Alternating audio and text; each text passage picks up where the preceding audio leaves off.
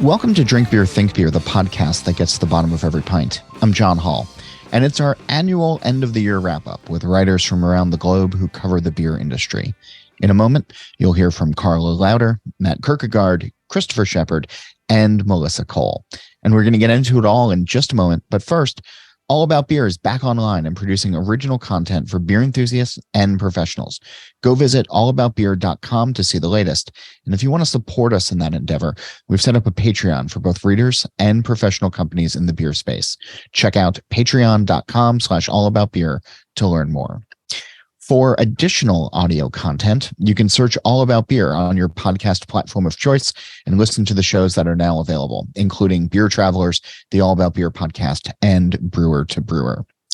If you are a fan of smoked beer, and, well, you should be, why not check out the This Week in Rauk Beer group?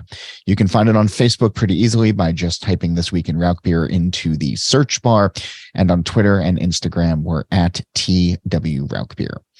We're able to bring you the show each week thanks to the companies that support independent journalism in the beer space.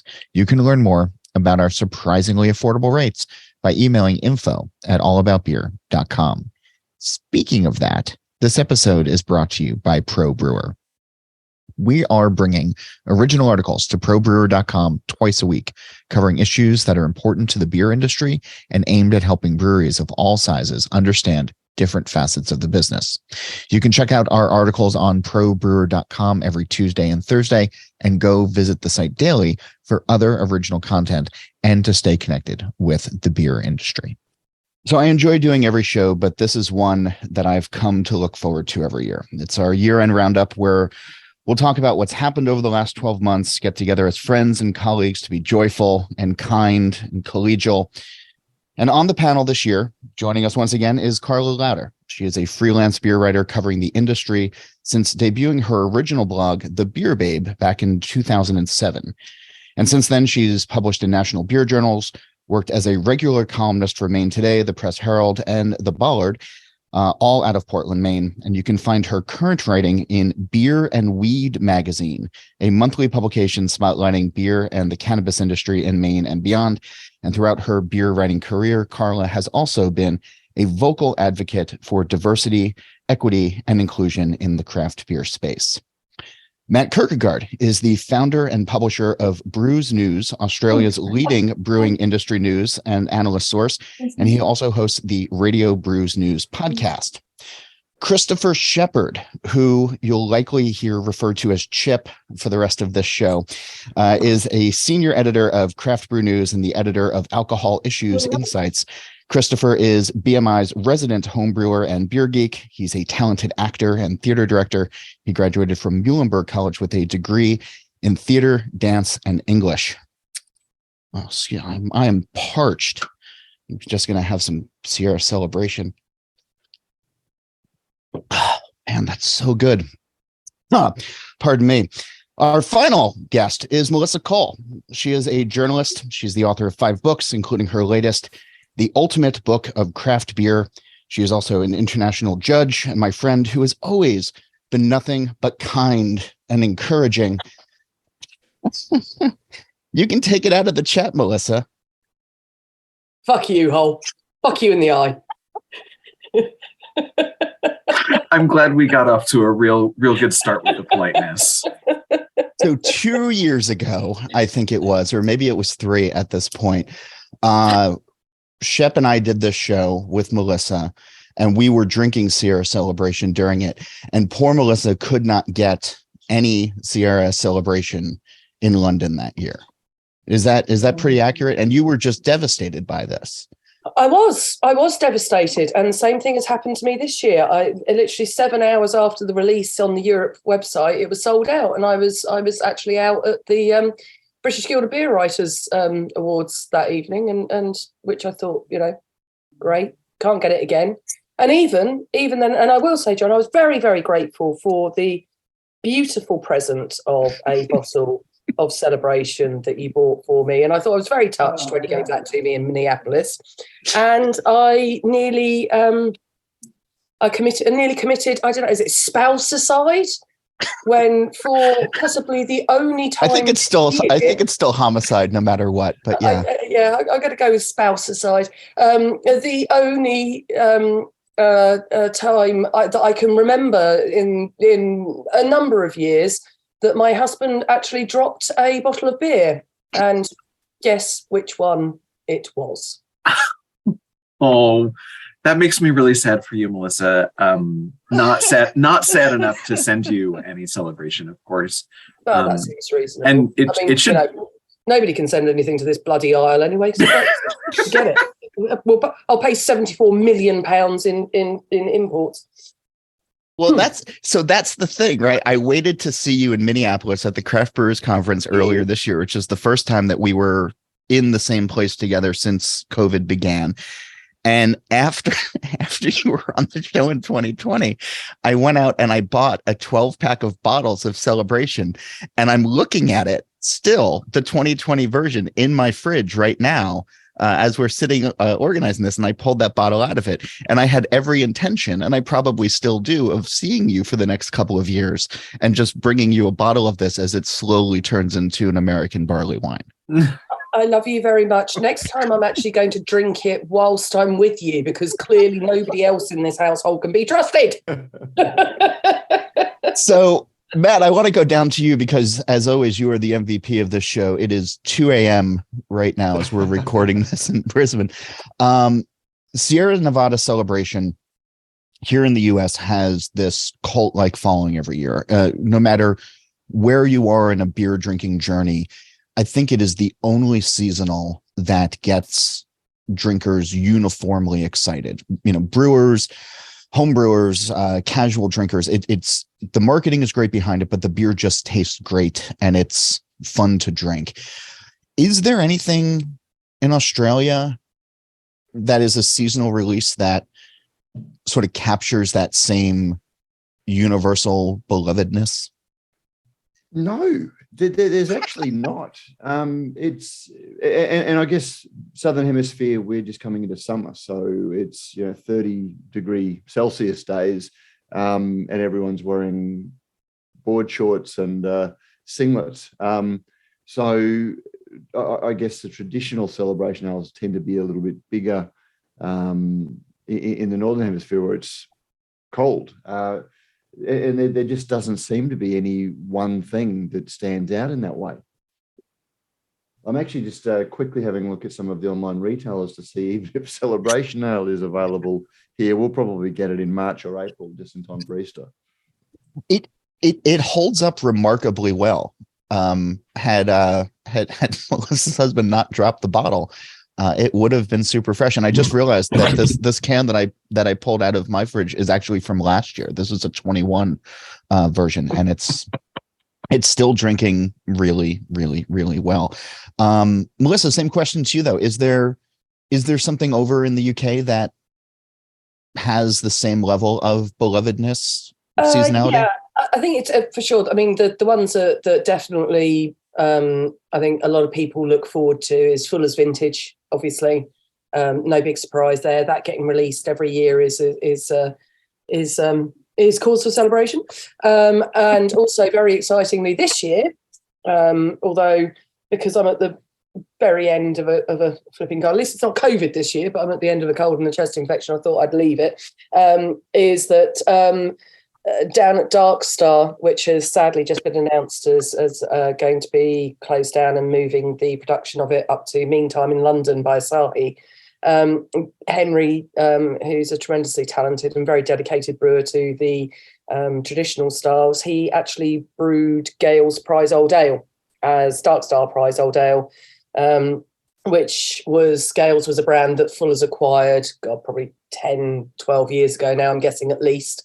And the brewery was wildly infected, but it did produce this fantastic mixed fermentation beer, I think somewhat by accident, every year. And again, that's one of the things that just keeps on getting better and better. It's an absolute delight. But also J.W. Lee's Harvest Ale is another one that's fantastic.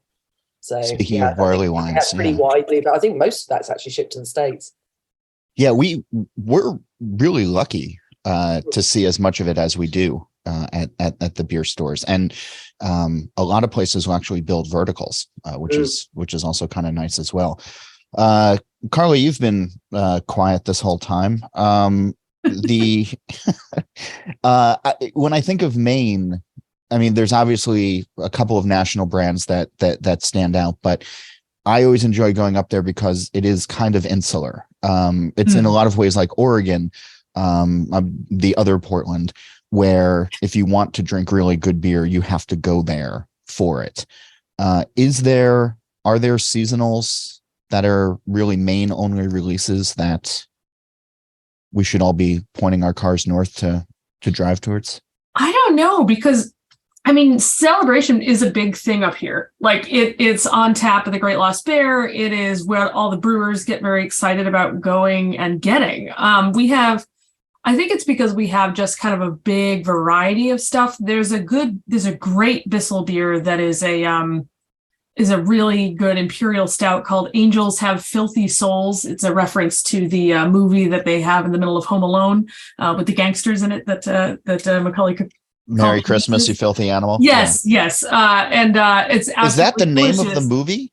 No, yeah, that was supposed to be the title of the movie that he puts in the VCR is Angels with Filthy Souls, or Angels Have Filthy Souls. I had no idea. Yeah, and that one, they only release around Christmas time. It's absolutely delicious, and that one holds up as well. And then Oxbow also does a different kind of Christmas beer every year. So that's an annual thing that you kind of have to go check and see what it is and go get a bottle of it and bring it home. And that used to be something that I would bring to Christmas dinner every year. So I would go all the way up to the brewery back before there was one in Portland, go up to the mid-coast, traipse through the snowy countryside, coastal Maine to go get a bottle of or a growler of. And bring that back. But we have such proliferation of these breweries now that everybody does it seasonal. It's not a universal thing, I would say, as much as it used to be. But we still hit the Celebration hard here. We actually, on our beer, Facebook groups, we actually tell each other where we first see it at the stores. Like, it's at RSVP. Oh, go get it. So it's kind of a little thing here. Melissa's going to want to know the name of all of those groups. Yes. Hop Degenerates is the one you should be in. That sounds about right. I found my spiritual minus the word hops, but yeah, that's fine. Shep, I know you follow a lot of the trends, and it just sort of occurred to me, aside from Sierra Celebration, I don't know if you have numbers on this, but are seasonals still running the beer game like they used to? Oh, what a great question. Generally speaking, no. Sort of broadly speaking, seasonals don't have the power that they once did, but the time that they did, I mean, we're like almost a decade past really the strength and the heyday. IPAs took over and haven't budged or given an inch since. Again, broadly speaking, in the syndicated off-premise retail scan data that we talk about here in the business all the dang time. That said, different seasonals across the year sort of have some real pop to them. And if you look at seasonal sales if you just sort of think of seasonals as a style, quote unquote, the way that data does, the certain brands have a lot of power. So, I mean, in the summer, for instance, in this data, Leinenkugel Summer Shandy is in that seasonal data and is very, very large during the summer months, which have now stretched across like 8 or 9 months of the year. It actually, I think, is going year round at this point. But then wait, they're going to make their summer beer year round? Summer Shandy is they. I mean, you can usually find it year round anyway, but I think they've just sort of given in and said, okay, we're just going to actively sell this year round. I think that's true. I hope I'm not lying to you. If you can get it year round, it's better to have fresh stuff year round than just be finding it year round. That's scary. Precisely. But I mean, Sam Adams seasonal, the strongest one is still Oktoberfest. I mean, all of a sudden, it sells, in a given 4-week period. Like come September, the Sam seasonal trends it's like 2 to 3 times bigger. Like when September hits, it like just jumps in terms of size. One of the biggest ones, back towards sort of the Christmas season and winter seasonal, Great Lakes Christmas Ale is still monstrous for them. I mean, it becomes a sort of during the winter months, it becomes a top 30 craft brand most years nationally, even though it's only available in like 8 to 10 states around the Midwest, just because it sells so dang much for like eight weeks of the year, 12 weeks of the year tops. So, you know, there are little things, but people have walked away from seasonals. A lot of small breweries have sort of recognized that, you know, it doesn't make sense, or it's hard to manage down the supply chain, or if they do it, they do it in a more limited way. It's more of a specialty release than this sort of rotating 4 seasonals a year that don't really align with the calendar and more just align with financial quarters. That's really interesting, because here it's still very much a thing. And I think it's such an ingrained part of the drinking culture over here that it is just so very much still a thing. Like all seasonals or just Christmas? No, all seasonals. There's not necessarily sort of the big ones that come, and they kind of are this, but it's very much also a lot of it's still in the hands of traditional brewers. So for example, you can almost set your calendar that it's coming up to autumn by Shepard releasing Red Fox, and Fuller's releasing their varying seasonals. So those guys really very much do adhere to that, and it is something that particularly cask drinkers seem to really appreciate, because actually cask is a delivery of beer styles where actually you really do want to drink seasonally. So yeah. very light ABV, very light bodied blonde ales, you know, sort of very, very low ABV pale ales, whether they be NZ hopped or US hopped or whatever. They're great in summer because you just don't want them hanging around too long, because they just warm up in your hand. But also, as the seasons change, it really does feel that actually drinking seasonally is very, very much a UK attitude.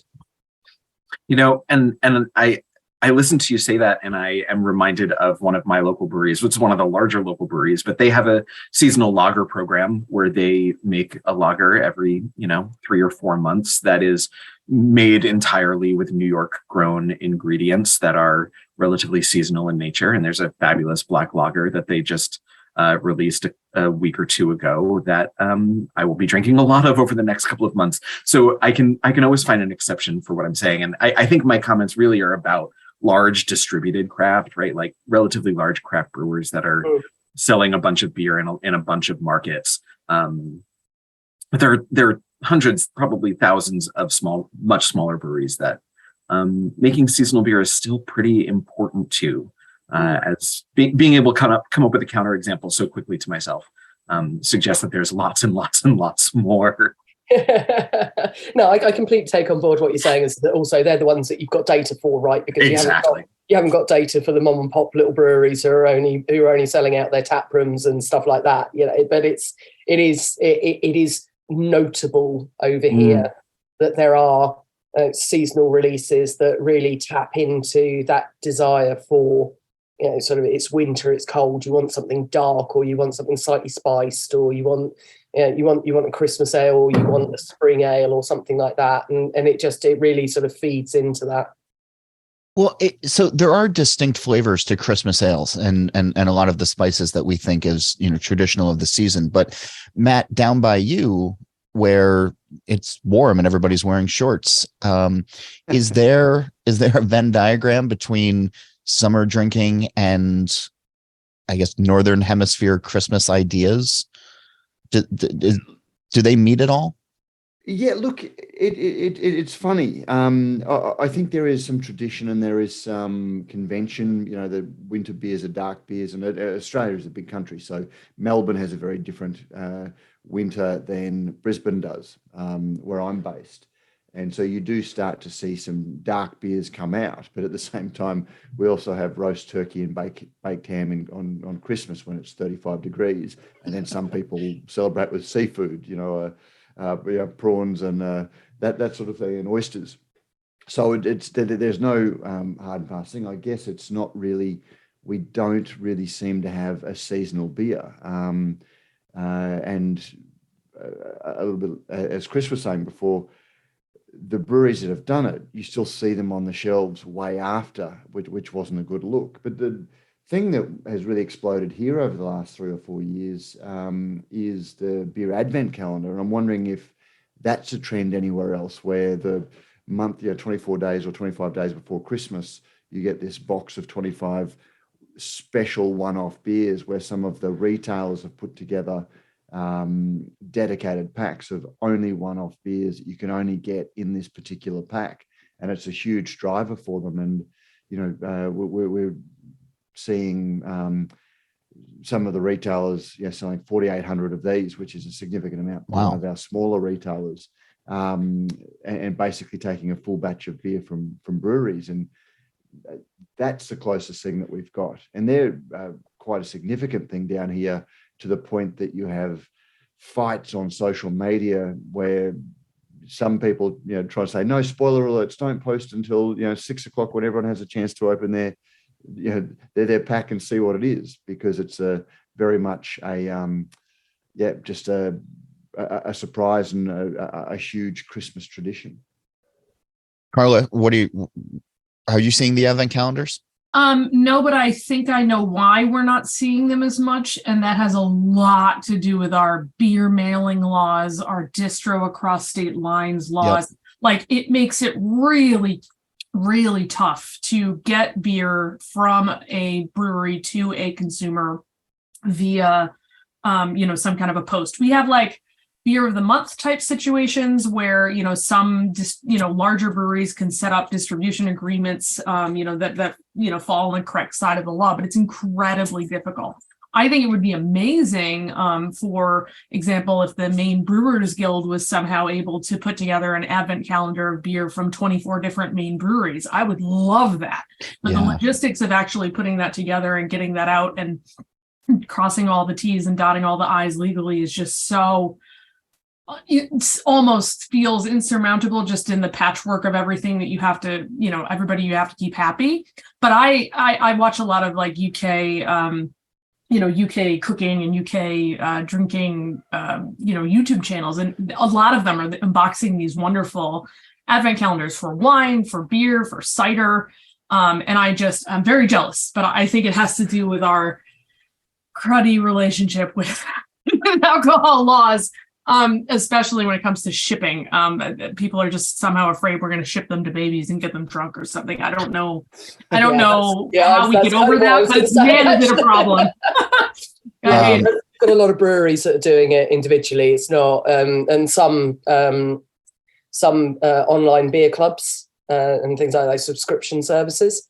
That put together these advent calendars, but it's mostly being driven by breweries themselves. But of course, they can ship all over the UK with impunity. So that's not a problem for them. So you do get lots and lots of breweries releasing these advent calendar boxes. Some of them contain sometimes it's a barrel aged version of a normal release, or it's a version of their sort of standard pale ale, but they've mixed up the hops or something like that. And then sometimes it is something that's completely a unique one-off that they'll release first to their advent calendar customers, and then it will get released, say, sort of the rest of it will get released mid-December or something like that, or sometimes into the new year. Some of the ones that I've had here in the US, if a small shop puts them together or has worked with specific breweries for specific beers, those are the ones that I think are fun to seek out, because you're getting fresh beer. But I've also seen some stores put it together where it's, hey, we have a glut of inventory of already out of code beer. Let's put some nice wrapping paper on it and sell it at a premium. Or the flip side is Costco, one of our big box retail stores, where they, for a couple of years, were bringing in a German advent calendar, German lager advent calendar, and it was showing up on the shelves in like August, which means that the beer was probably brewed sometime in January, if not the year before. And I went through one of those a couple years ago and was largely disappointed by how everything was starting to stale out a little bit. Yeah, no, hard pass. Yeah. Speaking of being disappointed these days, I saw Melissa, Pete Brown put up a post earlier this week saying that breweries are closing in the UK on an average of one a day right now. And then you mentioned the brewery that's closing that's going to Meantime, Dark Star. Yeah. So it's obviously happening, and it's breweries that people know, it's breweries that people care about. What's the overall outlook on where things stand beer closure wise in the UK right now? Pretty awful. I think we've seen. I'm actually just looking at Steve at Beer Nouveau, who has fortunately managed to sell on his brewery as a going concern. But I think he's keeping a list, and I think we're looking at it now. I've seen that since I just last looked at it on Friday, 2 more have been added. So I think that brings us up to damn near 80 that have gone since the beginning of the year. Since the beginning of the year. And it's rapidly accelerated towards the end of the year. And there's some real kind of like shock ones in there as well. And some of them are as a result of the fact that they're a bit like Dark Star that I was referencing earlier. They're closing, but they're not disappearing as brands. I think one of the ones that's a real terrible shame, but again, it's sort of understandable in terms of the outlook of the global brewer who's looking at the efficiencies and trying to hit their carbon neutral targets and all those sorts of things, is Caledonian. Because it was the last wood-fired mash tun in the country at Cali in Edinburgh. So that's a real shame that that's going. And there's also some of the what you'd consider. I think the biggest shock in terms of modern classics was Wild Beer Co. There's been some people raising some question marks over the running of that, but I don't know enough to comment. But there's been some pretty heavy speculation about that. But that was a real oh dear, because they sort of really did bring a lot of homegrown mixed ferment beers to the UK population who, unless they were Belgian beer drinkers in the first place, wouldn't necessarily have tried them before. So that was a real. They also brewed fresh beers as well, and they were celebrating their 10th birthday this year. And just after they celebrated that, they went under. There's another one that's been closed by a bigger brewing company is Jennings, which is really sad because that's in the lakes and it's part of the real. You go to the Lake District and you drink Jennings. It's just it's just what you do kind of thing. So it's one of the things. I mean, one of the happy stories though is Kelham Island, which was sort of my second epiphany beer. Has been bought out of it's been bought out by a few people and the folks from Thornbridge as well. So that's great because Dave Wickett, God rest his soul, was a real pioneer in the UK beer market and doesn't really get mentioned enough, to be honest. He was one of the very first people to be brewing with modern American style hops and really sort of just like properly eye-opening. Him and Sean Franklin when he owned Roosters, which is now owned by the Fozzard boys. That actually those two breweries, because actually Dave and Sean were really good pals and they weren't very far apart either. So those two were really fundamental in bringing in modern US hops. So it's good to see that resurrected at least. Yeah, Matt, what's the scene by you? Are breweries closing? Are they opening? Staying the same? Well, we're still seeing a lot opening. I think we've tracked about 30 or 40 this year, not too many closures. I get the feeling that no one's doing terribly well. Also, very few are doing terribly well. You're not seeing a lot of growth. A number are for sale quietly. No one's really putting themselves too much out there as being for sale. But one of the things that we've had down here is a huge rise in equity crowdfunding. And it's one of the trends that's really troubled me, not because equity crowdfunding is inherently bad, but I just get the feeling that equity crowdfunding is being used to prop up, or a cash injection. It's normally being touted as an investment, but I don't. It just seems to be free money, which then has an impact on everybody else that doesn't have that free money. And Melissa, I saw that Wild, there was a story that came through that was one of the criticisms of Wild, is that they'd raised some money and hadn't really ever reported back to the owners or anything like that. And that's one of the challenges that we're seeing here. There are some great businesses that are crowdfunding that way, but even the ones that are raising selling it as an investment on multiples that no brewery of their size is ever going to sell for. And I'll worry what that means longer term for the industry. Yeah, I think certainly from if I take one thing away from exactly that, which we probably had, we've still got people crowdfunding, but the big swathe was probably between 3 and 5 years ago. If there's one thing I'd take away from that and counsel people who are thinking about it, is that if you're going to invest in crowdfunding in a brewery, no matter how the scheme is put to you, don't expect to walk away a millionaire. I would say don't even expect to walk back, with anything vaguely. You're giving them money essentially, and you might get your, dividend in the form of a 5% discount on their online shop. Yeah, I was about to say, expect a discount off of your beer, but if you get anything else, it genuinely is a bonus. Shep, I don't know if anybody is keeping a public record in the same way that there's over in the UK, there's an online resource of who's closing daily, but certainly I'm getting text messages every day of new places going under, and a lot of them have been fairly small. I don't think that there's been anything too earth-shattering in the last couple of weeks. Maybe the Rare Barrel, which had been quietly for sale for some time, but I also am aware of some of those as well, of those folks who aren't necessarily putting it out there saying, hey, we're going to get ready to close down, but people are putting feelers out and trying to find new buyers. I know last week the Brewers Association put out some numbers on what this year looks like, and honestly, I haven't even had a chance to dive into them yet, but I imagine you have.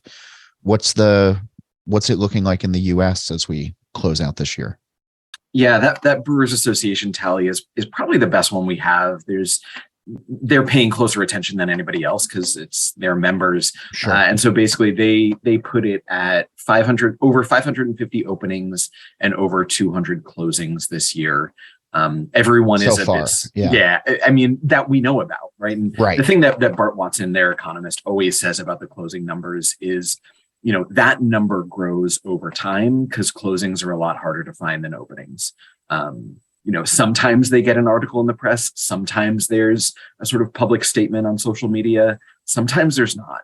Yeah. And so it can be a little bit difficult to pinpoint that. But everyone is fairly surprised that number isn't even higher, even though that is a higher number than it's been for some time. There was a bit of a spike in 2020 for obvious reasons, but it hasn't even sort of reached that level again, he showed. That said, something that we've reported on is that, when breweries close, a lot of times those locations still remain breweries. We've been watching a lot of the sort of one out, one in kind of action, especially in markets that are pretty favorable for breweries, right? Where there are a lot of them, spots in the Pacific Northwest and in the Front Range in Colorado and Southern California and at some other markets, right? A brewery closes and somebody else is still excited about opening a brewery, and so opens their own in that location. But yeah, there is more discussion, and I think everybody recognizes that the cost pressures that have ramped up over the last couple of years are pretty hard. Margins are super duper under pressure, and sort of expecting another flood is too strong of a word, but that there are going to be folks who are going to just sort of call it at a certain point who are just not really keeping their head above water. Yeah. And that's, it's hard to speak about that rationally, because it's always sad, because you recognize that, like, these are humans, and these are people who have put their life savings and years and years and years, if not decades of work, that are going to have to sort of do something else. But rationally speaking, it just sort of makes sense. It's where we are economically at this point. Think about how many small restaurants have closed over the last couple of years. Small hospitality businesses without the support of a major funder are in a very difficult spot. We've lost tens of thousands of independent restaurants and off-premise retailers, right? That just sort of shops in the U.S. in the last couple of years, while chains have been pretty steady and have actually opened new locations in aggregate over the last couple of years. And so that tells a pretty clear picture, or paints a pretty clear picture of what's going on. And I think the same is true for breweries. Yeah. Dispensaries are a whole other story, though. Good God. Yeah, tell me about it, Carla. So I do write for Beer and Weed magazine, as John mentioned. Which, by the way, I mean, I love the name of that, because it's just it's everything you need to know. Yeah. But I specifically only write about beer, because I literally don't know anything about the cannabis industry. It's not something I partake in. But every town in Maine, in an attempt to stimulate small business, as soon as we got recreational legal, we now have every small town in Maine, and I'm talking, like, my town has 9,000 people in it, has 6 dispensaries. Like, we don't need 6 dispensaries per 9,000 people at all. It's weird. And there's going to be a boom and a bust and a bubble and a whatever. Everybody's talking about consolidation, but they are everywhere, because they can move into, a dead storefront, in about 3 weeks, as opposed to a brewery that has to, put drains in the floor and get new concrete and do all this stuff. So they've become the new, hey, there's a vacant strip mall, let me throw a business in there. It is strangely changed the landscape of Maine. It like almost within 2 years. Like, it's very weird. It's very, very weird. But they're going to have their own reckoning too, though, because obviously that's not a quantity that can be supported at that level. But I think to what you guys were saying a minute ago about small breweries, though, I think a big part of this is that with the addition of all of the the supply chain costs and inflation and raw ingredient prices and stuff, they just can't absorb that to the same way that a chain or a bigger brewery can. And I think those are going to linger for a long time. I see a lot of breweries that are just packaging in whatever they can get. So they're moving from a 12-ounce can to a 16-ounce can the next week, to bottles, to whatever they can get their hands on, because they don't have aluminum contracts. Like, there's a lot of scrambling going on right now.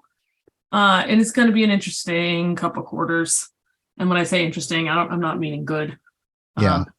I mean, we've and without wishing to play some sort of misery top trumps, we've got so many problems here. It's ridiculous. I mean, just a couple of things to sort of pick out is our GDP in Q3 of this year was 0.4% lower, which comparative to the Eurozone, for example, which was 2.2% higher than pre-pandemic level, whereas the US GDP was 4.3% higher.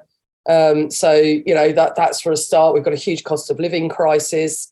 Prices of goods and services have risen by at least 9.9%, and that's just what was in August, and we know that they've gone up since. We've got the highest rate of electricity costs in Europe.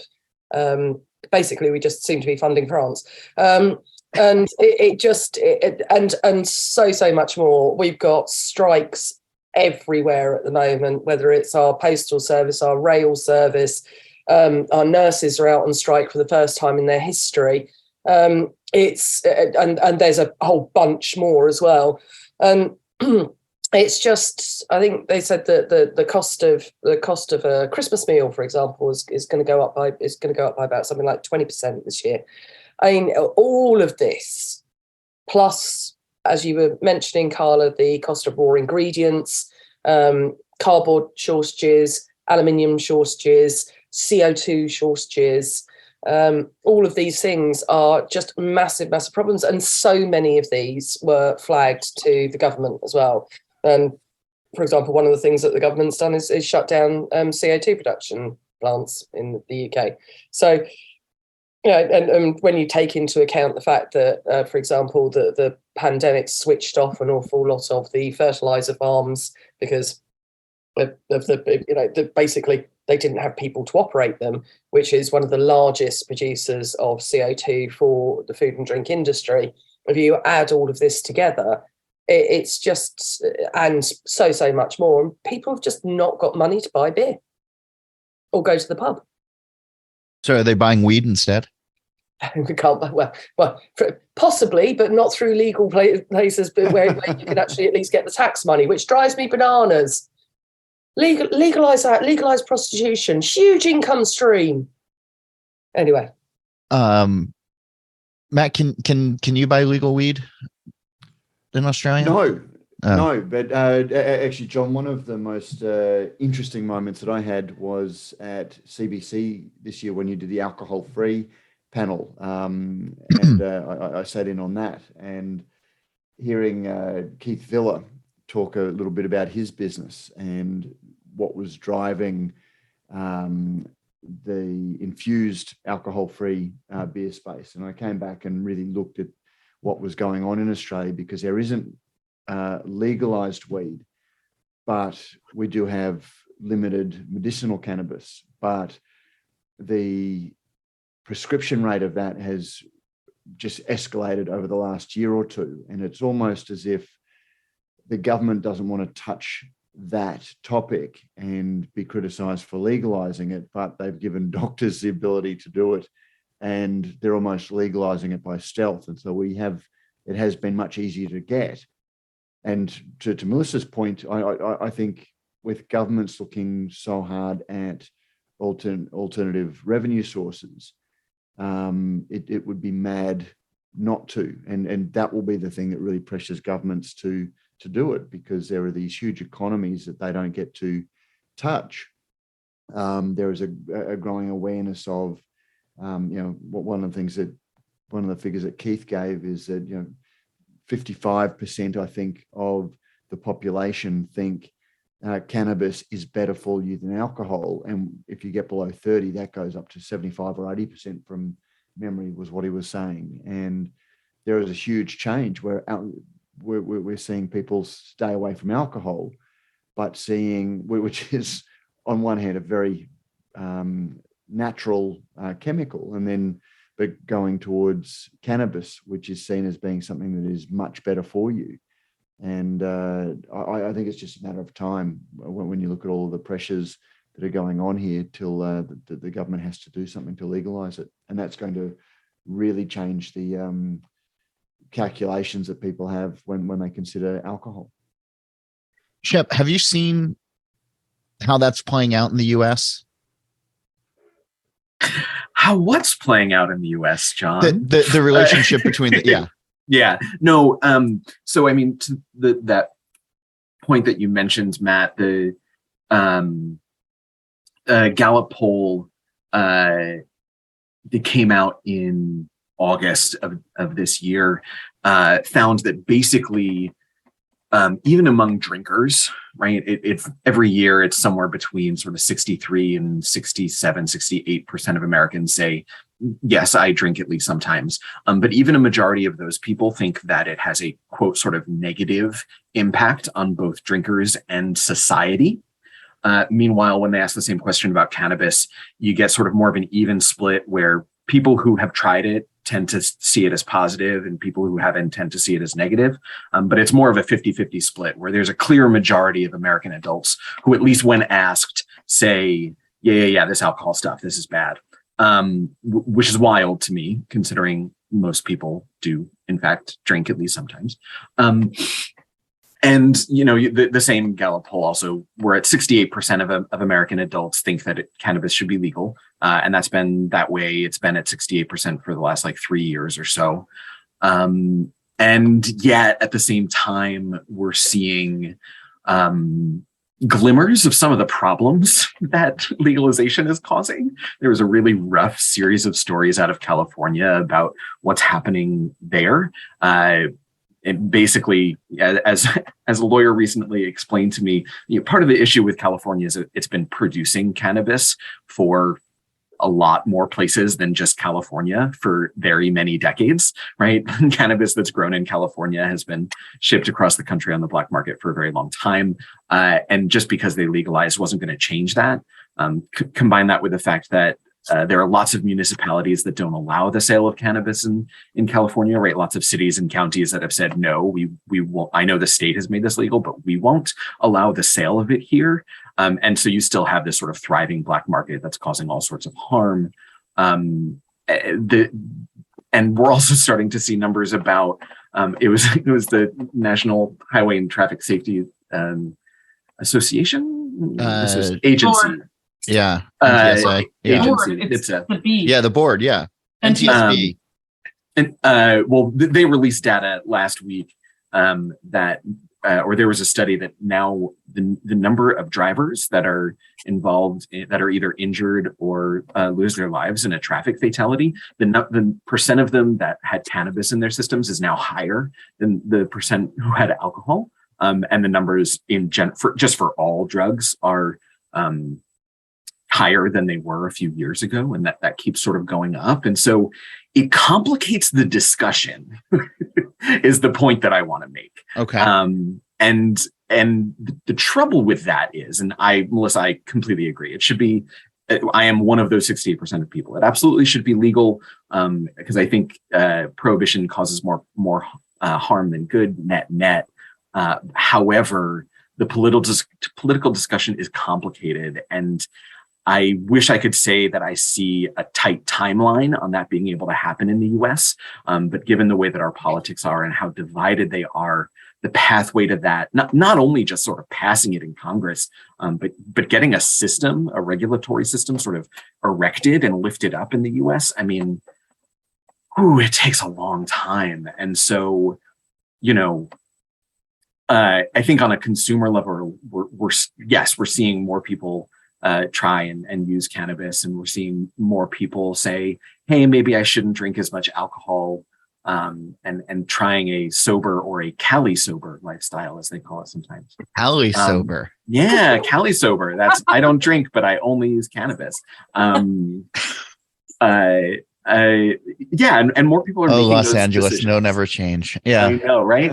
I mean, the thing that I'm encouraged about is I like that people are thinking about these things. Right? I think it's generally a good thing that people are taking a second to consider their consumption. Holy moly. Weird. And even if that means that sort of consumption pulls back, heck, we're seeing the global brewers, like the really massive brewers around the world, say, you know what, we want in 5 to 10 years from now, we want more of our sales to be in no and low alcohol beverages than they are right now. We want that percentage to be much, much higher than it is right now. Even they're coming around and saying, hey. Chris, have you seen any stats about the extracts, for example? Is it the same? Is it people who smoke cannabis, or is it CBD and THC as, in gummies, for example? Is I missed what about them? So were some of those downsides of legalization to do with the extracts, or was it just the smoking of cannabis? It's the downsides related to the extracts and the really high potency products are being pointed to when it comes to teens and teenagers. And there's been just really some mostly anecdotal reporting, because again, part of the problem with studying cannabis in the US is because it's not federally legal, the sort of hoops that you have to jump through to get funding to study it are sort of extreme. And so that's a major part of the problem, as far as I'm concerned, is that there's just not great science on it, and good science takes a long time too. The market will always move a lot faster. Wait for the bing bong. And so the high potency products, the sort of vapes and dabs and sort of oils, and it's when teenagers sort of start using that at an early age that they're starting to report on some really, really troubling outcomes and psychoses and dependence that really hadn't been right. We generally don't associate cannabis with dependence too much, but with these kinds of really, really strong products, it's becoming a bigger part of the conversation. So to make a terrible pun, it's all getting a little cloudier to me, the pathways. So that only, of course, makes for more interesting discussions. Yeah, I think the thing is that here's a thing. In the UK, drink driving, for example, is hugely frowned upon, like massively frowned upon. Is there a place where it's not? Well, you also have public transport that doesn't suck. Well, in some parts of the UK, I think it's really important to be clear about that. Yeah. But yeah, we have in general a better public transport infrastructure. But here's the thing: and I think I might have mentioned this before. I don't know whether it's on here or whether it's previous. But over here, one of the things that I'm always continually agog at is that if you watch, say, for example, however you view it, whether you could view it as propaganda or whether you just view it as something else. So if you watch nearly any like cop show or procedural or anything like that, you see people going into a bar and you see them having a couple of beers and possibly a shot and then getting straight into their cars. And as Brits, we're just like, what the hell? And nobody ever talks about it.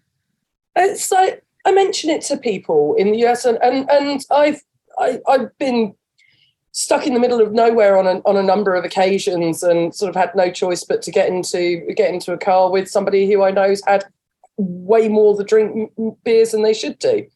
And it's one of those things where you're just going, this is not okay. And the problem is that, as you say, because you've got a really sucky public transport infrastructure, you've also got a hell of a lot of geography to traverse. Yeah. But I don't see like every big sign in the UK, particularly around Christmas, flicks over to a sign saying, do not drink and drive. We have huge campaigns about it, massive campaigns. It gets drummed into us from the minute that we are even approaching driving age. People use, some of the adverts use kids, lots of the adverts use dramatizations of kids being hit by a car and saying, Jesus. If you hit a kid at this speed, that will kill them dead. If you drop your speed by 5 miles per hour, they've got something like a 40% chance to survive. If you are drinking, your time of reaction actually slows by this. And it's actually laid out in a really, really strong way. And the same is now happening actually with drug driving as well. And so I think that it's really, really incredible to me and Carla, it'd be great if you could sort of the message you've just sent. I think that's really, really valuable information. But it's absolutely wild to me that, for example, why wouldn't the BA be doing something around this? I think it's well, I genuinely think it's a really important part of, cause and effects. They're being really, really honest about the fact that, yes, please enjoy our products, but how about enjoying them responsibly as well? If the government isn't going to do it, then the industry might have to take a little bit of responsibility for it. And that goes for both both the cannabis industry and the drinks industry. And we do also have, for example, and that's just raised the question on messengers here, is that we do have a quite a lot of random breath testing here as well, and drug testing. Yeah, that's what I was wondering, because in Australia we do have those campaigns, but going back to the 1980s, when the government started, having roadside breath testing, and if you're driving, the odds are sooner or later you're going to be pulled over and tested for drugs and alcohol, and that seems to have had a big change in people's willingness to do it, because you always feel like it's not a matter of if you have an accident and you'll be tested. There is a chance that just as you're driving, you could be tested, and the fines are quite severe, and the loss of license. And so that seemed to have had a big change on our driving culture. It still happens, obviously, but it certainly has put a dent in it. I think what the ads over here have been very good at is actually, instead of putting the onus on what will happen to you, it's very much put the onus on what you could do to other people. See, but that doesn't work in the US because we're selfish a-holes. Like if you she's not wrong, But I mean, the thing is that we couldn't listen to campaigns that said put a mask on for your grandmother who you're going to kill. So we're not going to listen to the ads about you're going to run over a little child in a neighborhood, because we as Americans, broadly speaking, think that nothing bad will ever happen to us because we're special, individual, magical people, and B, that bad things only happen to bad people. So it's a really strange psychological environment. And I completely agree with you. We don't have these large scale campaigns. The biggest anti-drunk driving campaigns that happened in the 90s were a third party Mothers Against Drunk Driving mad because they were pissed that there was no anti-drunk driving. I think that you're spot on, though, that the industry could do a better job at this, but at the same time, it feels performative, or it feels, impotent. By the way, be responsible. Hey, everybody says please drink responsibly at the end of their ads. That is true. Whether or not it sticks, it does not. It does not. So I think, but it's also combined with, and I promise I'll rein this in, but it's also combined with the fact that law enforcement has shifted in their priorities to becoming more militarized, focusing on crime and murder and all the things that they are telling us that are huge problems that are probably not as big as they say. And they've put all of their budget towards that. They're not preventative, they're reactive. And they've always been reactive. So when someone dies in a drunk driving accident, it's, oh, too bad, what a tragedy, as opposed to what could we have done to prevent that from happening. So the random breathalyzers are rare, and they announce them ahead of time. I'm not kidding. No, she's not kidding. They put up DOT, like Department of Transportation billboards that says, January 1st, breathalyzer, testing on Route 1 in New Hampshire. And then you go another way. Like, it's so weird. But I think it's a combination of factors, but I think it really boils down to, we got really focused on drugs in the 90s, or anti-drugs, the war on drugs, all of that. And then we also, that's where, marijuana got lumped into being, a Schedule 1 horrible, horrible thing. And we have just let alcohol be, and alcohol abuse be a problem for somebody else. Like I said, bad things happen to bad people, and I could never have, nothing that I do will ever cause any problem. And it's kind of a shame, because it's a big shame. But I think it's so indicative of some of the core problems with American society writ large, that it's just, it makes so much sense to me as to why we don't do that, because it aligns with everything else that we do in that same way. But I also think, too, that I have read some stuff about pedestrian fatalities, and some of that has to do with the design of automobiles now, because everybody wants this military plow down protesters' cars. So the whatever height, the like nose height of the cars is massive now. So the amount of fatalities in auto accidents, especially concerning pedestrians, has skyrocketed in the last 5 years. And I think that lack of oversight is something that we really need to look at as well, because that's something that they're not doing. I don't know if they're not doing crash testing for that, or they're just going, well, it's what the consumer wants and throwing their hands up. I don't know. But our cars have gotten massive and military-like, and it's scary. Yeah. Yeah. The design issue is something that is being discussed, and it's also the design of the roads, right? You have lots of roundabouts elsewhere in the world, and that is something that was proven decades ago as reducing injuries and crash. That requires sort of people to know fatality. how to take turns. Well, the point is, the as reason being it from New happens is Jersey, like, I feel attacked. And New Jersey, absolutely, John. New Jersey is one of the few states that I've driven in where like there are roundabouts all over the place, and there's sort of little jug handles when you're going to make a left turn, and that sort of keeps it a right turn. But I mean, the point is the angle of impact. And yeah, you're right, Carla. The pedestrian deaths have gone up way more. The overall fatality data was sort of down when it comes to drivers and passengers, but it's bicyclists and pedestrians, as well as motorcyclists that have gone up a whole lot. Drunk driving, by the way, in the U.S. is way, way, way down compared to where it was in the 80s when we were in a crisis. And that's when MAD was formed. That's when the legal drinking age was raised to 21. That's when the 0.08 as the blood alcohol content was created nationally through a sort of interesting program based on funding. And the industry does sort of spend on this. Like there is a fair number of, they describe them as large scale, but I think the point that you folks have made pretty well is that the message still doesn't feel like it's large scale. Yeah. It doesn't sort of feel like it's out there, even though I get tons of press releases every sort of October and November from various funding sources, whether it's on the public health side or on the industry side, about, you know, this campaign that we kick off on Thanksgiving and that runs for a month and a half.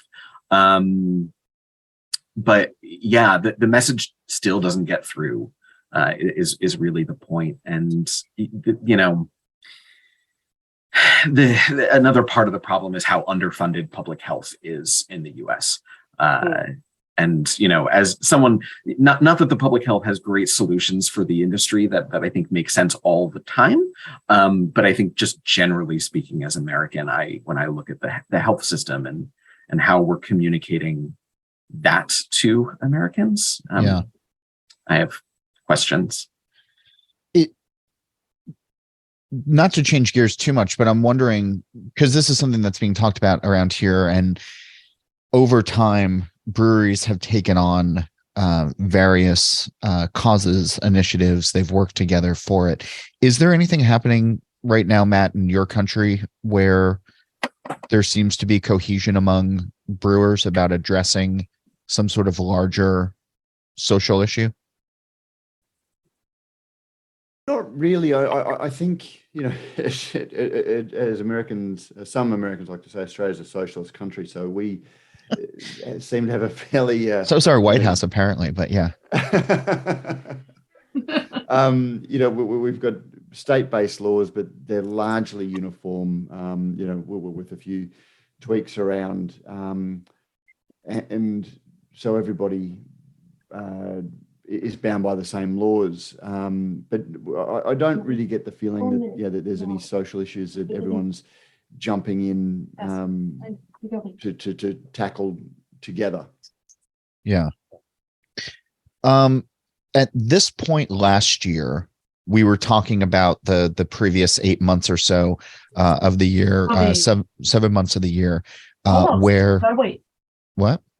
Oh, I'm sorry. Oh, okay. Talking to my dog. Oh. Sorry, I was on mute. I've been wondering who you've been talking to every so often. Yeah. How's the pup? Lovely. She's just bothering me because she wants to go for a walk. But okay, well, I won't keep you too much longer then. That's very important. But I was saying that at this point a year or so ago, Carla, when you were on the show, We were talking about how the previous 7 months, the conversation in and around the beer space had been what you refer to in your bio as being a vocal advocate for diversity, equity, and inclusion in the beer space. And there is still a lot to be sussed out of. We had seen some people get fired for various things. We'd seen some companies hold themselves accountable, some not. A year or so, or a year and a half into this larger conversation coming to light, I know you're paying a lot of attention to it. Where do you think things stand today as versus a year ago? And then Melissa, I'm going to put the same question to you because I know you've also been vocal and active online about this. I mean, I want to say that we're making steady progress and that, things have gotten better, but I really feel like that last 2 years of pandemic put everybody's, I'm going to try to say this in not a mean way, optional projects on hold, right? So if you didn't have to do something to survive, people stopped doing things. So I feel like the momentum that was there, for example, right before the pandemic in 2020, where we were having really deep conversations about why isn't there representation on certain parts of the BA, what are we doing to kind of push that farther, had some vocal momentum and think people were going there. I also think, but I think that, we're ramping back up now, especially with in regards to LGBTQ. I've seen a lot more conversations about gay rights as that's become a major political issue. I'm seeing a lot fewer breweries sitting out, those issues going forward. But I think we've still yet to kind of have a good, solid restart of some of the initiatives that were happening in 2020. I'm eager to see that happen. I'm excited to see that happen. I'm actually getting involved in something that I can't talk about quite yet, but that's going to happen towards the beginning of this year. So I'm seeing that go there. But I'm also seeing that there's, some people saying, oh, there's so much more important things. All these breweries are closing. How can you be telling them that they're doing things wrong when they're just trying to survive? And I think that kind of feeling is lessening, but at the same time, if this is going to be like we were saying earlier, a hard couple quarters, it's going to be, kind of hard to be critical when people are just, that's the thing I keep hearing is that we're all just trying to survive. Just let us survive. And I'm like, yeah, but you could survive by being more inclusive. More people could drink your beer if you weren't jerks about it. So I think there's a willingness still. There's discussions that are being had, which is great. And even, what we were talking about earlier, the fact that we're willing to have discussions about where does it non-alcoholic beer fit? Where does, a brewery's place in their community fit? Are they getting involved in political things or not? Are, conversations that are important and ongoing. So I'm encouraged by that. I wish we were further along than we were, every year that I've talked about this. But I think I will always feel like that. Yeah, I think the point when somebody says, "Oh, they're just trying to survive," it's like, well, funnily enough, so are a lot of the people that we're talking about that have been permanently marginalised by the beer industry, exactly. And they've been trying to survive for a hell of a lot longer. Yep. And I think one of the things that is really just, it's one of those ones that I'm just bashing my head against a desk is one of the things that I've really noticed is that kind of collab circle jerk amongst white guys in the industry has really come back with a vengeance. There's all of the willingness to reach out and help smaller breweries are run by people who are underrepresented in the craft beer space has just disappeared.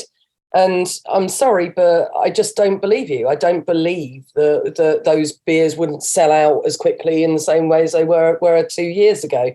It's just because you've decided that this is your comfort zone and you're going to go back to it. And it's incredibly frustrating. And then, of course, you see things like people who are have literally got their own staff talking out about the fact that they've come back into the breweries after being very publicly vilified and also just very, very publicly exposed for being not nice people. And you just think, well, hang on a minute. And then you see people who are at breweries that are vocal about supporting people, supporting LGBTQ plus, supporting people of colour and supporting women in the industry, and then they'll go to their beer festivals or they'll do a collab with them. And it's just like, oh, come on, you absolute hypocrites. It just isn't good enough. Just don't say things with one hand and then go and do the exact opposite because it's going to help your bottom line. It's just intensely frustrating. And it just demeans the whole process as well. And it makes people who have said, oh, it's great that these people are doing these breweries are doing this. I mean, I don't know about you, Connor. I've had this happen a couple of times. It's like, well, that makes me feel like an idiot. And it makes me lose a bit of momentum. It makes me lose a bit of a step as well. And and I know that it happens to other people. I mean, towards the end of the pandemic and coming out the other side, I just run out of steam. A lot of it was not being able to have my tribe around me. Actually not physically seeing people and being able to just, sit down over a couple of beers and just go, particularly my female friends in the industry. But it just feels like there isn't enough accountability for bad people doing bad things. And it just feels like we're constantly excusing it, whether it's an economic crisis or whether it's just we don't really do political. And it's like, just by your very existence, you are political because you are part of the patriarchal problem that is the beer community. Come on, it's just exhausting bullshit. And you have to, pull on your big girl pants every single day and just go, right, today's another day. What can we do to keep chipping away at this? And I know there's loads and loads of allies out there, and I know there's loads of allies who feel as bad about this, particularly the way that women are treated in the industry. But it is just like, oh, what now? Who's done what now? Oh, God. And it just feels like there's just not enough of a real, when I say sort of global, I mean industry global, willingness to do something about it. Anyway. No, I'm giving you the last word on that one. I'm not. Yeah, it's. For God's sake, just do something. Just pick one thing and stick at it. Even if it's just twice a year, you commit to brewing with a smaller brand who may not necessarily do anything for your sales amongst those beer bros. But do you know what? How about just making the entire industry a better place than you left it? Just by doing one or two collaborations or hosting one or two breweries to do an event in your venue or in your brew tap or hosting a guest tap or whatever you can do. Just do something. Pick something, do it. Do it well. Do it with commitment. Don't fanny about. Agree. Okay. Wholeheartedly agree. Finished off on a nice Britishism there. I had been trying to think of a fun question to end this show on, and you might have just hit on it, Melissa. Of obviously, there's the hard work to do, and pick the one thing and focus on it.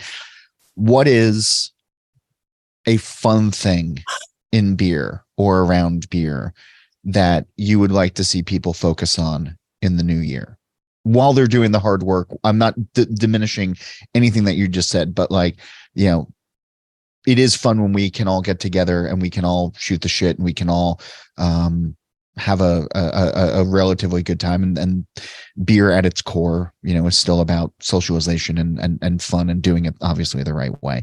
I can't underscore that enough. But if we were getting together and doing stupid shit like we usually do, what's a fun thing that you want people to try to focus on in the new year? I really love seeing people introduce the behind the scenes, normally people who are actually doing the hard work, as opposed to the the founder who goes and sprinkles a few hops in a kettle just for a photo opportunity whilst everybody else runs around in the background. I really like to see particularly on socials, because it's got such a great reach. I love to see the person who's doing the QC in the lab being humanized. And I love it when somebody really gets it right on their socials. TikTok's brilliant for that. Instagram's really good for that. Those sorts of things where you just say, hey, just doing this little thing and all that kind of stuff. And you see somebody say, oh, and it's, everybody's brought their dog to work today. This is amazing. Actually making sure that it's not just the creation of the rock star brewer really needs to stop, and just focusing on it, mostly because it inevitably is a white dude, and actually showing people the reality of how many people it takes, or how much of a village it takes to raise a beer. I think it's a really important thing, and I think it really also is actually a bit of a public service at the same time, because people seem to think that you just have to have a cool personality and you just make these amazing beers and then you go out there and you get to travel the world. It's like, you can't do that without a huge team behind you. It just doesn't happen. So I'd really like to see more of that fun aspect of normalizing the fact that a brewery isn't about just one person. Chip, what about you? Sorry. I just love that, because I love hearing those stories too. And I'm, kind of sick of that sage on the stage narrative. Mm-hmm. Like, I want to hear more stories, different stories than that. I was a lawyer and I gave it up because it wasn't fun. And then I started a brewery. Ta-da! Like, I've heard that 100 times and I don't ever want to hear it again. Is that also your one thing, Carla? No, what's your one thing? My one thing was going to be to also just start to understand the other businesses that support the brewing industry. So things like malt producers or hop growers or the people who are making the packaging, basically the kind of understanding the larger ecosystem that is beer. Partially, full disclosure, my husband works at a malt producer now. So just kind of really interesting, a malt processor rather. And it's fascinating to me because they all have stories and problems and, challenges and successes. And they're very excited about certain things that it's just a part where you go, oh yeah, well, it's just an ingredient. But it's like, to them, that's the whole story, that they're kind of seeing that through. But I think that there's a lot of businesses in general, even beyond the ingredients, that are kind of in that beer ecosystem that, again, don't get talked about a lot. And I would love to hear kind of just more of those stories, but in general, also just get a better understanding of how ingredients come together. Where are they coming from? Are these local producers that were doing pilot projects 5 years ago? Are they big enough that they're being used in beer now, because we heard a lot of like tiny startups doing hop farms, where are they now? Like, there's a lot more domestic hop and malt production than there was in the last, 10, 15 years. It's pretty exciting to me that we're doing a lot more to shorten that supply chain, and that the quality of what's being produced is good enough to go into commercial beer. So it's been an interesting, just kind of side project area for me, because I like learning more about what actually goes into that, other than the guy, sprinkling some hops into a vat as he walks by kind of process. I think that there's a lot to it before, that kettle's even turned on. So I just think that that's a neat positive thing that I'd love to hear more stories about and see more attention and love paid to. Chip, what's your one thing? Drag in breweries. What? What? I want to see more drag in breweries, and it's happening. And I see these stories. Breweries. Drag in breweries. Oh my god! Okay. I so thought you said dragon breweries. That's like, I'm still unsure of what you said. Actually, I'm okay with both of those things. Wait, spell the first word for me. Drag. Oh. Drag as in drag queens, drag kings. Okay. All of those things. But you said drag in. Drag in. I want to see drag happening. Okay.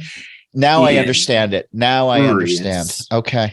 I also would love dragon brews because since I was a child, I've had an affinity for dragons. But I feel like there are a bunch of those, or at least breweries that lean on dragons for branding. And it's funny because this answer popped into my brain. I was like, oh, that's a very difficult question, John. How am I going to answer this?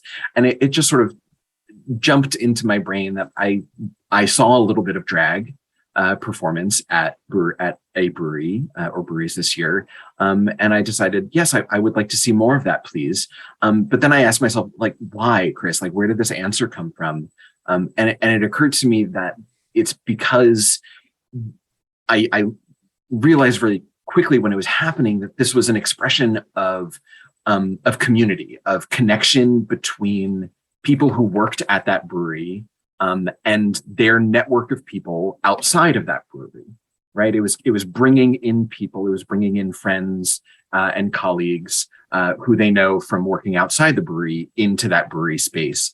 And that is really the thing that I want to see more of. It doesn't have to be drag performance per se, but when I see breweries bringing in people from their communities, that helps reveal to me that the people who work in that brewery, who run that brewery, who work in the tap room, who brew the beer, have sort of full complex lives outside of the beer.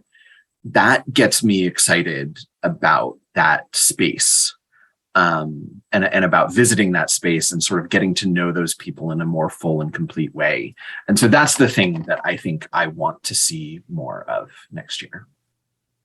Matt, are you still awake? Are you still with us? I did, mate, absolutely. And I'm loving this discussion. And I want to say something because last year when we recorded it, and I went back and listened to this episode from last year. Oh God, really? Yeah. And go back and listen to it. It was a wonderful chat. And I don't listen to it the first time. That's Oh, glad we're here, John. I almost. What are you even saying, Melissa? You weren't even here last year. True. I had COVID though. I did have a good excuse. But sorry, I never go back and I never go back and listen. But given this is a once a year thing, I was really interested in what our predictions were, and also I didn't want to unconsciously repeat myself. Sure. But so what I've done is consciously repeated myself, it turns out.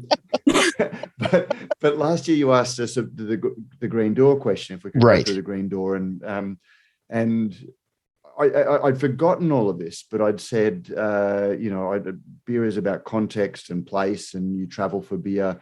And if I could go anywhere, I would be sitting in a German beer garden in late September as the sun sets, having a Munich Helles. And late September this year, I was in Munich drinking a beer. And so I'm hoping whatever I say now is going to come true as well.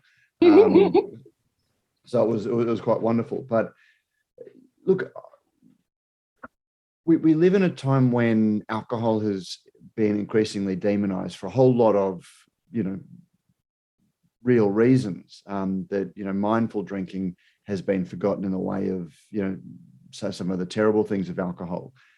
But I think all of that conversation forgets that to some extent we are hardwired for the feeling that we have with alcohol and the benefits that, moderate amounts of consumption can have, not just to us, but in terms of connection and community. And, there are some wonderful papers written about, like Dunbar's number, Professor Dunbar, who talks about the reason societies were able to form beyond that number of people that you directly knew was because alcohol, and, it builds sense of trust and brings people that don't necessarily know together because of that trust. And, this year, it's not something that the industry can ever actually campaign on or anything, but as an industry, I think if we can enjoy beer the way that it's meant to be enjoyed, in a way that brings people together and you share,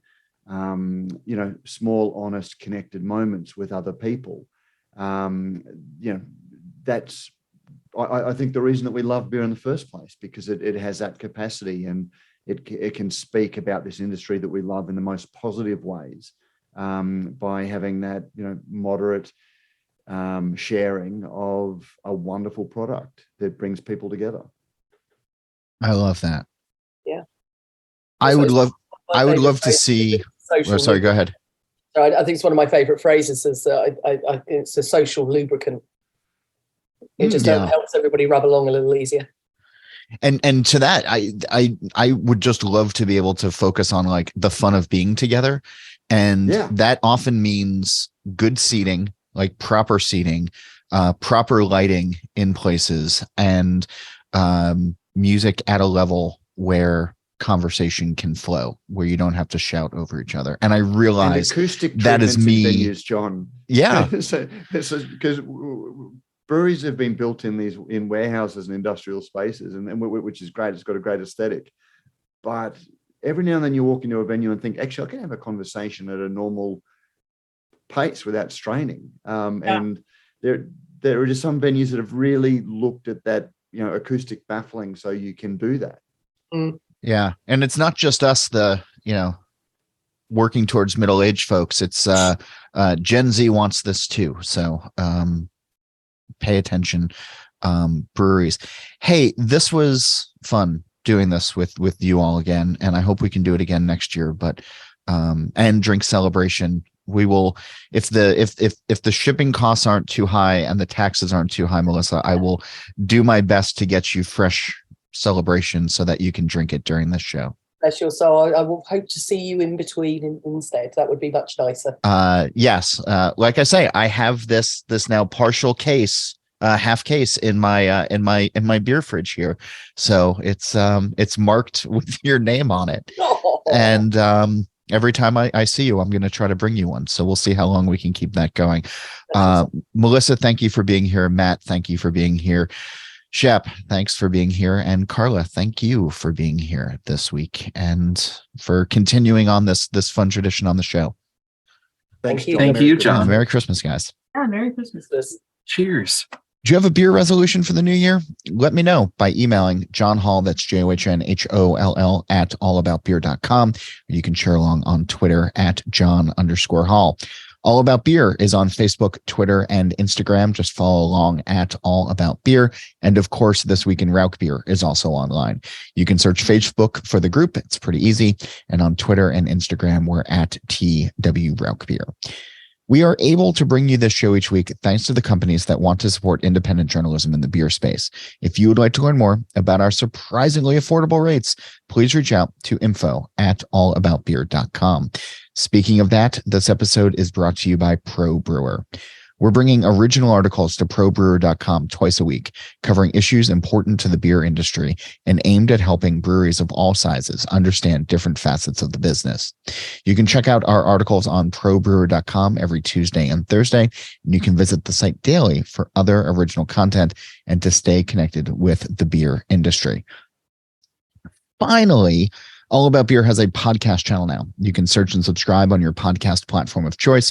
Still This Beer has new episodes every Monday, and the BYO Nano podcast comes out on the 15th of every month. And don't forget to go visit allaboutbeer.com. As for this show, Nate Schweber does the music, Jeff Quinn designed our logo, and I'm John Hall. New episodes release every Wednesday, and that's when I'm going to be back again to drink beer and to think beer.